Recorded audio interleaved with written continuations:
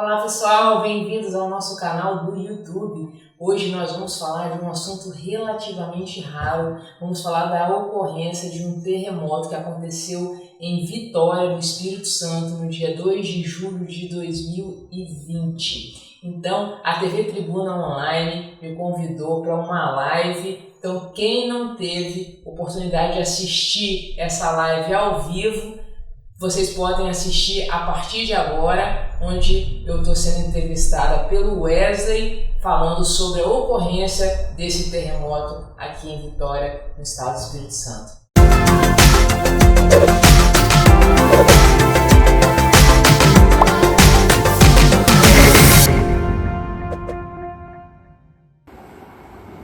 Boa tarde você que está acompanhando aqui a nossa rede social do Tribuna Online, nosso perfil no Instagram.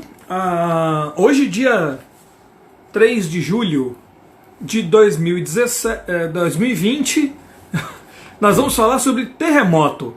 Ontem a cidade de Vitória registrou um terremoto de 1,9 de magnitude.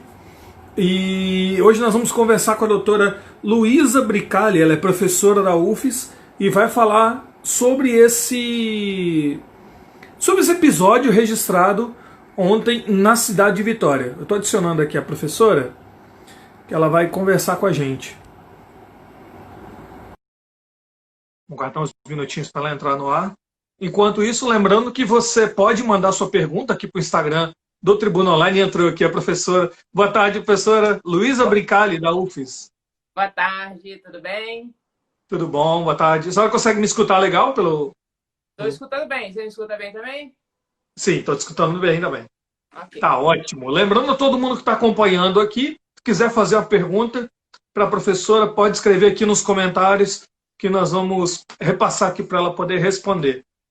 Professora, a Vitória teve um movimento atípico ontem, né? Não é comum se registrar terremoto aqui em Vitória. Eu queria que a senhora explicasse primeiro o que aconteceu ontem na cidade de Vitória. Na verdade é o seguinte, né? É atípico e não é, porque nós já tivemos outros registros de terremotos aqui no estado do Espírito Santo, no Brasil, né? Apesar de a gente estar numa área que é considerada uma zona, uma margem passiva, né? O Brasil, a gente está numa intraplaca, sobre uma placa tectônica, mas a gente faz limite com outras duas placas, né? Isso pode influenciar um pouco o movimento, essas falhas que existem no fundo marinho que se prolongam também. Ali no Nordeste também a gente tem uma bacia sedimentar importante, que tem falhas nas bordas, isso pode ocasionar terremoto lá no Nordeste. E aqui no Espírito Santo pode estar relacionado a essas falhas geológicas que se prolongam do oceano para cá e do próprio continente, né, que acontece. Então, nós já tivemos ao longo da história aí uma série de terremotos, né, assim, aproximadamente uns 30 terremotos já aconteceram no Espírito Santo, inclusive com magnitude maior do que essa, né, tivemos terremotos com 2,5, 3,5, 2,3, tivemos inclusive o mais famoso aí, né, de 6,1 de magnitude, que ocorreu em 1955. O pessoal sentiu bastante, apesar do epicentro não ter sido em Vitória, as pessoas sentiram bastante. Foi o segundo maior terremoto do Brasil, inclusive esse terremoto. Nossa. Então, assim, essas placas elas estão em constante movimento, né? A dinâmica interna do planeta não para. Então, assim, todas as placas estão se movimentando. Então, por isso que acontece isso daí. E está relacionado às falhas geológicas, a movimentação delas, né? Então, a rocha ela entra num processo de tensão, né? Ela é tensionada e depois ela vai propagar as ondas sísmicas, que a gente chama, que são os terremotos. Uhum. E ontem foi relacionado a 1,9 na escala de magnitude, isso? Isso, foi 1,9 na escala de magnitude. E o epicentro foi em Vitória, né? Foi em Vitória realmente o epicentro. Então foi por isso que as pessoas sentiram, né? Vitória, Vila Velha, Serra, mas o epicentro foi próximo ali a Maruípe, por ali. O que precisa ser investigado melhor é que qual tipo de falha, né? Que falha que está passando ali, qual falha que foi, como foi muito recente, acabou de acontecer. Então a gente precisa ter um pouco de paciência para poder descobrir efetivamente que tipo de falha que influenciou isso, ou se foi realmente, pode ter sido também uma movimentação mais regional e que foi sentida localmente. Isso é uma coisa que precisa ser investigada um pouco melhor. Uhum. Esses dados agora vão ser levados para estudo, como você falou. Como é que funciona essa investigação? Então, tem o que a gente chama a rede sismográfica brasileira. Ela é responsável por monitorar, né, esses abalos sísmicos, né, no Brasil. Uhum. Então, tem uma série de sismógrafos. Os sismógrafos são esses aparelhos que registram essas ondas que vêm do interior do planeta. Ele registra e depois a gente recebe em meio de gráfico para poder interpretar isso daí. Então, a rede sismográfica brasileira, ela abasteceu, né, digamos assim, inclusive recentemente, o território brasileiro de vários sismógrafos. Inclusive, no Espírito Santo, nós temos 3 redes sismográficas, né? Uma fica em Guarapari, uma fica em Rio Bananal e uma fica em Barra de São Francisco. E no Brasil todo a gente tem isso. Então, é a partir daí que a gente consegue registrar esses tremores, né? E poder estudar e ver por que está acontecendo, que falha que está relacionada a isso. E tem vários pesquisadores envolvidos, né? Então, assim, o pessoal da USP, do Laboratório Sismológico lá da USP, o professor Marcelo Assunção, que coordena lá. Então, ele tem bastante experiência com isso, né? São pioneiros aí no Brasil. O pessoal da UNB, né? O Laboratório Sismológico lá da Universidade de Brasília também, o Jorge Sand. São pessoas que a gente tem trabalhado junto, né? Para poder chegar a uma melhor conclusão quando acontece esse tipo de fato. E tem pessoal também do Rio Grande do Norte muito forte, tem muitos terremotos no Nordeste do Brasil, né? Ali na cidade de Sobral, por exemplo, muito famosos terremotos lá.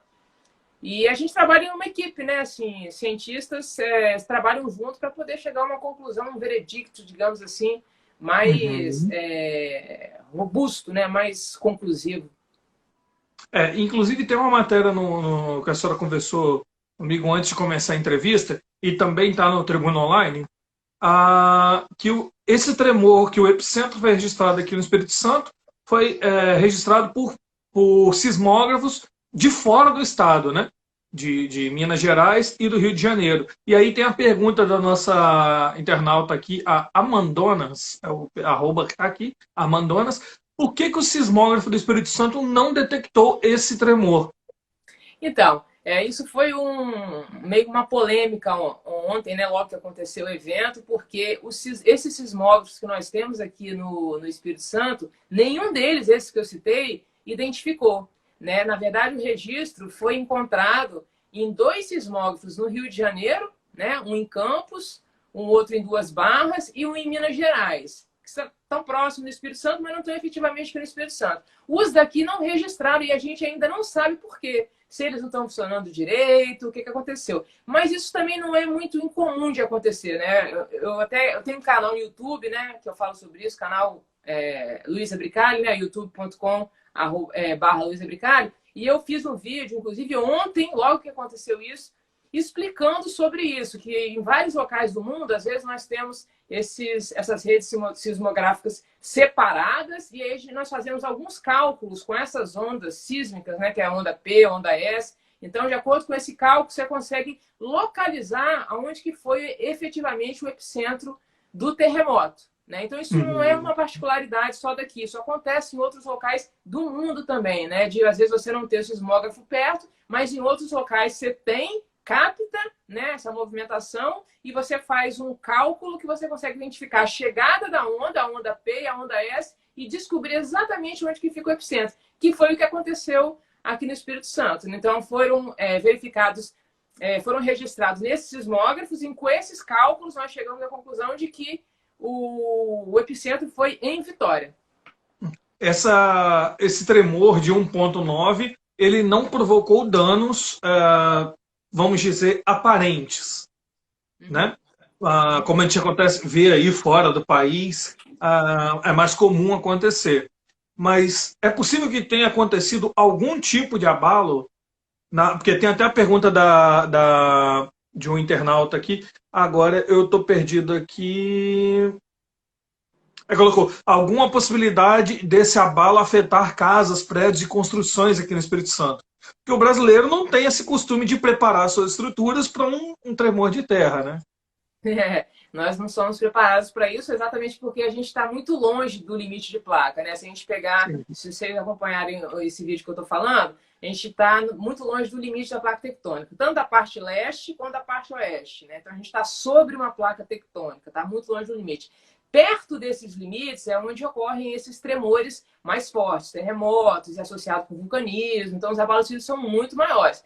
Tem uma coincidência enorme com os limites das placas e esse enxame de terremotos que acontece. Então, aqui no Brasil, esses terremotos de magnitude alta, eles são um pouco raros, digamos assim, exatamente por isso, entende? Mas, assim, pode acontecer? Pode. Esse terremoto que eu falei de 1955, né, que foi uma magnitude alta, né, 6,1, apesar do epicentro não ter sido aqui, janelas se quebraram, portas estremeceram, então a gente teve uma consequência, digamos assim, estrutural em Uhum. algumas coisas, de uma consequência material. Não teve morte, não teve vítima, mas teve esse acontecimento.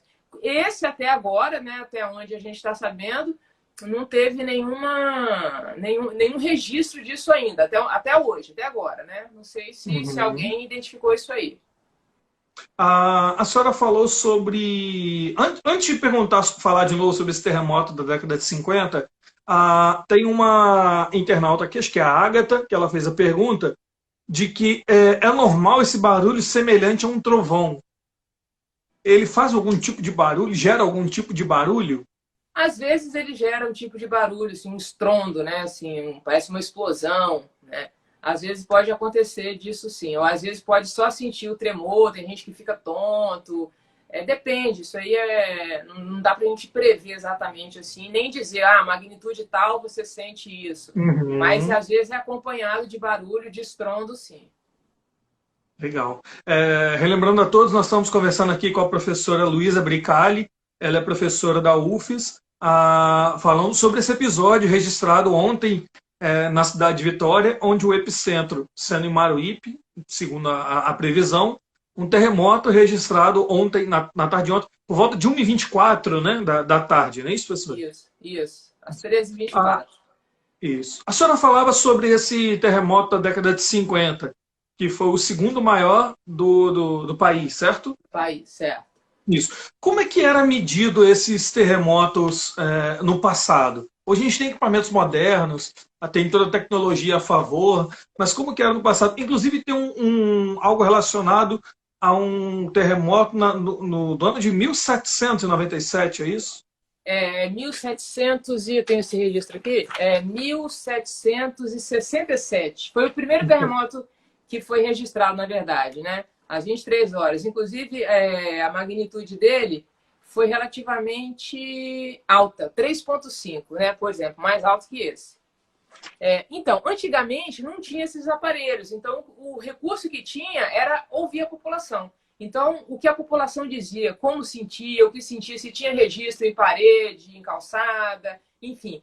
Com essas informações, isso assim, hoje em dia, como a gente tem outros mecanismos tecnológicos para isso é muito mais preciso, né? Mas antigamente a gente usava esses artifícios para poder enquadrar em determinados programas e saber que realmente aconteceu o terremoto, mas relacionar isso sempre a alguma coisa da natureza, né? Se está próximo a uma falha geológica ou não, porque se muitas pessoas sentem, principalmente numa, né, igual aconteceu aqui, né? Foram 3 cidades que sentiram. Se fosse uma coisa muito pontual, muito local, poderia ser até uma explosão ou até, digamos assim, por exemplo, o Porto de Vitória, né? Se você colocar um sismógrafo ali, vai dar muito ruído, vai dar Uhum. tremor. No Japão tem muito estudo sobre isso, por exemplo. Muitas pessoas estudando esses ruídos que a gente chama de ruídos antrópicos, digamos assim, né? Que não é provocado pela natureza. Então, se você instalar, você vai sentir isso daí. Então, tem que ter. Tinha esse registro das pessoas, né? Esse relato das pessoas, mas atrelado a essas informações geológicas para chegar a uma conclusão. Porque se várias pessoas sentem, você tem uma série de referências, está próximo a uma zona de fraqueza, fraturada, uma falha geológica, muito possivelmente tem esse terremoto e tem uma maneira de calcular a magnitude aproximada desse terremoto. Uhum. E como se dá o trabalho agora para o futuro? Porque tem muitos internautas aqui perguntando Eu vou pegar o nome somente do último, que é a Drica, que ela botou como prever agora um próximo terremoto. É possível prever um próximo terremoto? Então, terremoto é complicado de prever, né? Igual a previsão do tempo, né? Assim, porque assim, o que dá para prever, na verdade, é assim, quais são os locais que possivelmente podem ter terremotos com magnitudes elevadas, que era o que eu estava mencionando no início, que são essas áreas próximas ao limite de placa tectônica, né? Por exemplo, o Japão, Itália, né? Parte dos Estados Unidos, o Chile, onde a gente sempre tem muito terremoto. Se olhar no mapa, onde tem muito terremoto, que está exatamente no limite da placa. Então, ali você sabe que você está numa zona que pode acontecer terremoto a qualquer momento. Agora, quando que isso vai acontecer, a hora que vai acontecer, não tem como prever, não. Tem como ter indício disso e, inclusive, evitar, né? Mas tem hora que não dá para evitar. O Japão, por exemplo, não tem como evitar. Eles habitaram ali, o país deles está ali e não teve como evitar. E isso é uma coisa interessante para poder evitar para a gente aqui, por exemplo, em termos de construção, né? O pessoal da engenharia civil evita fazer construção em locais que são muito fraturados, tem muita falha, pensando também nisso, porque são zonas não só de ocorrência de terremotos, mas são zonas de fraqueza da crosta, né? Não são tão, digamos assim, entre aspas, estáveis, como uma área que não é muito fraturada. Entendi. Então os capixabas não dá para dizer para todo mundo ficar tranquilo, né? Não, tem que ficar tranquilo, porque é difícil acontecer um terremoto de magnitude elevada aqui, né? Semana passada eu dei uma entrevista para o Almir Bressan, né, da TV Ambiental, inclusive, e eu estava falando exatamente isso com ele, que ele estava perguntando sobre tsunami, se pode acontecer aqui. Então, tsunami acontece numa área de limite de placa, está muito próximo disso ou exatamente no limite. Então, a gente está muito longe desse limite de placa. Então, abalos muito fortes raro acontecer. Pode ser que aconteça, mas assim é muito raro de acontecer, sim. Aliás, a Mandonas, de novo, fez outra pergunta aqui. A senhora já falou sobre isso, mas só poder reforçar. Qual seria a intensidade desse terremoto, desse tremor de terra que pode causar impacto nas construções? Vocês têm uma... Então, não tem como saber, eu tinha mencionado, né, um pouco no início, não tem como saber qual a magnitude que pode acontecer tal coisa, porque às vezes tem tremor que aconteceu e a gente nem sentiu, né? Então, e o senhor estava mencionando também mais cedo com algum repórter, com você também eu acho que eu comentei, que a gente sentiu muito ontem também, porque a gente está numa zona urbana muito, né, habitada. Se, por exemplo, talvez se esse tremor tivesse acontecido numa área mais isolada, no interior, a gente não ia nem ficar sabendo, as pessoas não iam nem sentir. Então, tem esse agravante também, né?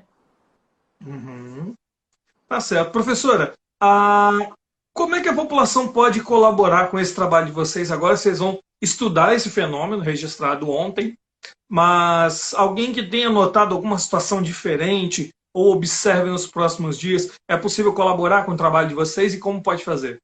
Claro, com certeza, isso é importantíssimo. Inclusive, isso que você estava mencionando no início aí, relatando para a gente exatamente como que sentiu, observar alguma coisa, se mudou alguma coisa na casa, na rua, se teve alguma rachadura, aonde foi essa rachadura, quais foram esses locais, quais bairros, para exatamente a gente saber relacionar isso à falha, as falhas que estão passando ali, para descobrir qual falha que foi, né? E poder identificar precisamente e dizer, olha, o terremoto de Vitória no dia 2 de julho aconteceu porque provavelmente essa falha geológica de orientação tal que passa nos bairros tais se movimentou. Porque movimentar se movimenta o tempo inteiro, né? Assim, tem hora que fica parada, tem hora que não, mas o dinamismo interno está acontecendo o tempo todo. Então, a população informando essas coisas, até como sentiu, né? Assim, em termos de barulho, de sensação e a parte estrutural, é importante. Então, assim, tem o meu canal do YouTube lá, as pessoas podem deixar os comentários, deixar e-mails, né? E registrar isso daí pra gente no meu canal do Instagram também. E até com vocês entrem em contato comigo também e passa pra gente essas informações que vão ser super úteis, com certeza absoluta. Tá ótimo. Vamos relembrar aqui o canal do YouTube, que os próprios seguidores nossos já escreveram aqui, que eles perguntaram qual era o canal, youtube.com/Luiza Bricali. Luiza com Z, Bricali com 2 L, certo? E no final, isso aí. E no final. Então, Tá aí certo. lá, inclusive, além da história do terremoto, né, assim, tem vários vídeos, né, e um deles eu estou falando só sobre tectônica de placa.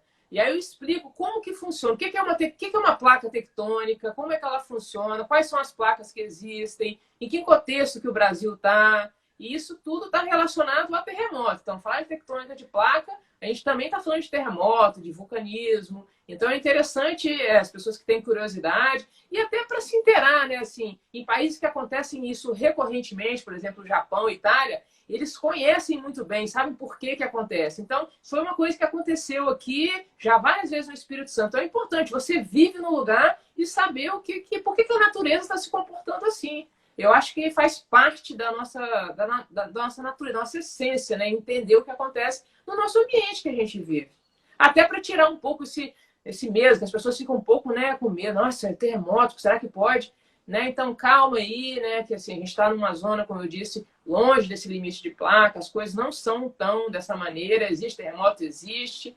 A gente tem que informar a população e se inteirar dessas coisas, acho que faz parte da vida como um todo. Tá certo. Professora Luísa Bricali, agradeço a Eu que disponibilidade de estar agradeço o conversando com convite. a gente.